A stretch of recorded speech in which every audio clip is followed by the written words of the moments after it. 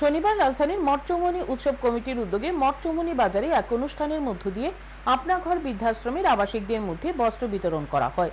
এই দিনের বস্ত্র বিতরণ অনুষ্ঠানে উপস্থিত ছিলেন আগরতলা পুর নিগমের মেয়র দীপক মজুমদার, বিশিষ্ট সমাজসেবী রাজীব ভট্টাচার্য সহ অন্যান্যরা।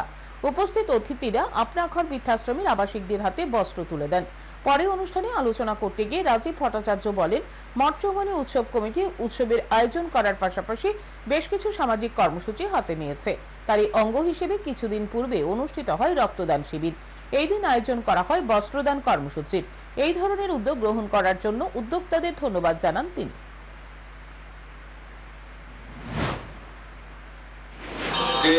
হরিনাম সংকীর্তন উৎসব অনুষ্ঠান করবেন, পাশাপাশি এই যে তারা সামাজিক কাজে এগিয়ে আসছে, আমি মঠচৌমুহনী বাজারের, ধলেশ্বর বাজারের সমস্ত ব্যবসায়ী বৃন্দদেরকে আমি আন্তরিকভাবে অভিনন্দন